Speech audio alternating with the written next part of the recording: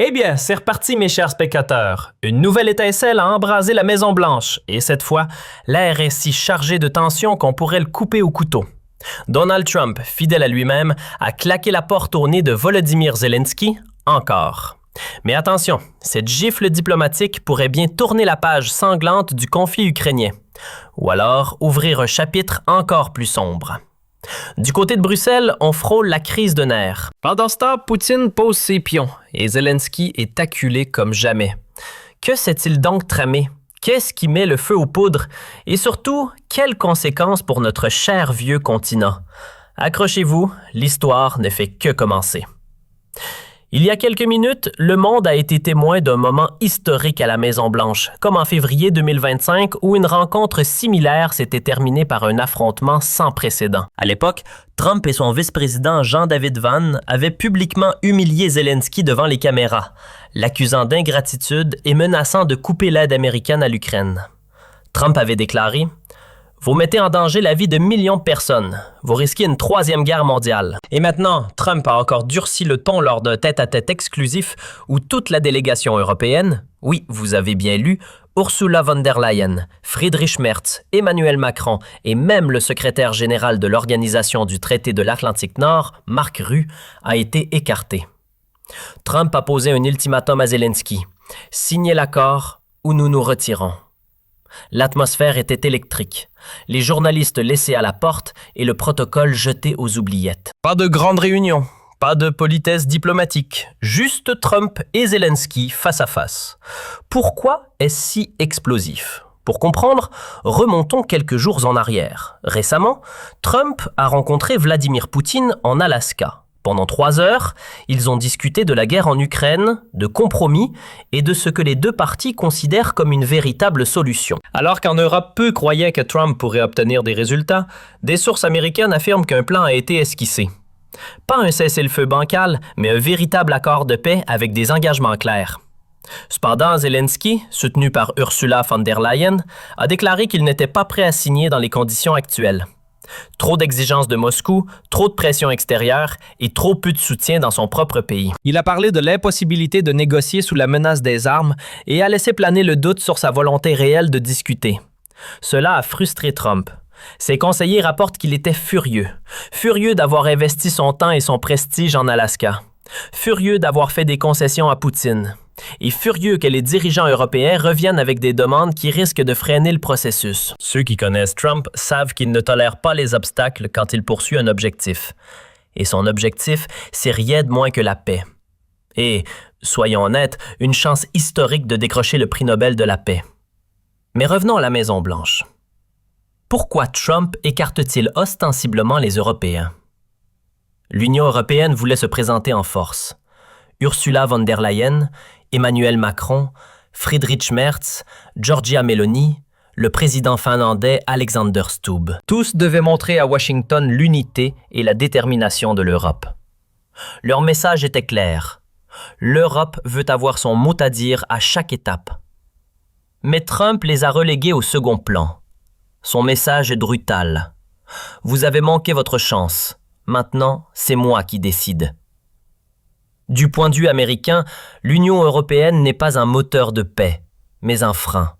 Depuis le début de la guerre en 2022, l'Union européenne a été la force motrice derrière les sanctions, les livraisons d'armes et les aides de plusieurs milliards. Alors que Washington a parfois vacillé, Bruxelles a tenu bon. Mais ce que l'Europe présente comme une force, Trump le voit comme un obstacle. Il pense que l'Union européenne pousse Zelensky à durcir le ton, à formuler de nouvelles exigences et à rejeter les compromis. En excluant les Européens, Trump veut établir un contact direct avec Zelensky, sans intermédiaire, sans accord parallèle, sans théâtre géopolitique. Mais c'est un jeu dangereux. Zelensky est sous une pression énorme. Son armée combat sur plusieurs fronts. Les pertes sont lourdes, le moral vacille et son avenir politique est incertain. Des élections en Ukraine sont en retard, juridiquement contestées et politiquement risquées. S'il cède à Trump, il risque d'être perçu comme un traître chez lui. S'il reste inflexible, il pourrait perdre le soutien des États-Unis. Dans cette situation impossible, Trump mise tout sur son charisme, la pression directe et l'aura du bureau ovale. Réaction en Europe. Les médias européens sont sous le choc. Le Figaro parle d'une gifle historique. Libération évoque un jeu de pouvoir sans précédent. À Bruxelles, on murmure que Trump cherche à diviser l'Union européenne. Certains y voient un retour à la vieille stratégie américaine du « diviser pour régner ». En isolant Zelensky, Trump relègue l'Union européenne au rôle de spectatrice, alors que l'Europe supporte la majeure partie du fardeau financier. L'Allemagne à elle seule a promis plus de 25 milliards d'euros. La France a engagé des sommes colossales et la Pologne, ainsi que les pays baltes, investissent massivement dans l'aide militaire et les programmes pour réfugiés. Pourtant, au moment de décider entre la paix et la guerre, ces pays ne sont même pas dans la pièce. Les détails de l'accord d'Alaska. Des informations ont fuité du tête-à-tête secret entre Trump et Poutine en Alaska, et elles pourraient tout changer. Poutine a fait une promesse adressée directement à Zelensky via les Américains et rendue publique immédiatement. Ce qui a émergé pourrait signifier la fin de la guerre. Poutine s'est engagé à ne plus attaquer de territoire ukrainien si un accord de paix est conclu. Mieux encore, la Russie est prête à signer un pacte de non-agression avec toute l'Europe, avec une force légale à Moscou. Cela répond directement aux plus grandes craintes de l'Europe. La perte d'autres territoires ukrainiens et une possible attaque contre les pays baltes membres de l'Organisation du traité de l'Atlantique Nord. Pourquoi est-ce aussi explosif? Parce que ces craintes ont été le moteur de la politique de réarmement européenne. Si Poutine offre des garanties écrites, il prive Bruxelles de son principal argument. Mais peut-on faire confiance à Poutine? Les critiques rappellent que la Russie a rompu des accords par le passé, mais l'Organisation du traité de l'Atlantique Nord aussi, avec des promesses non tenues, comme celle de 1990 de ne pas s'étendre à l'Est ou l'accord de Minsk de 2014.